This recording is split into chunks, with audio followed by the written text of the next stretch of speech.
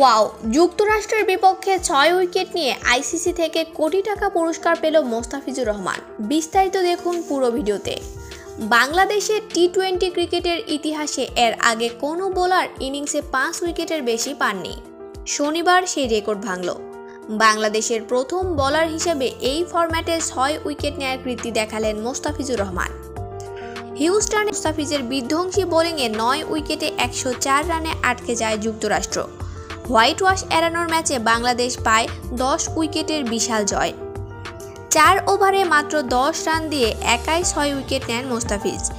প্রথম ৩ ওভারে তিনি দিয়েছেন মাত্র ৬ রান, একটি মেইনডেন সহ উইকেট নেন ৪টি। কাটার মাস্টার শেষ ওভারে এসে দিলেন ৩ রান, নিলেন আরও ২টি উইকেট। সব মিলিয়ে তার বোলিং ফিগার রীতিমতো ঈর্ষণীয়। ৪, ১, ১০, ৬। এমন বোলিংয়ের পর ম্যাচ সেরার পুরস্কারটিও উঠেছে মোস্তাফিজের হাতেই। এদিকে আইসিসি থেকেও কোটি টাকা পুরস্কার পেয়েছেন মোস্তাফিজুর রহমান।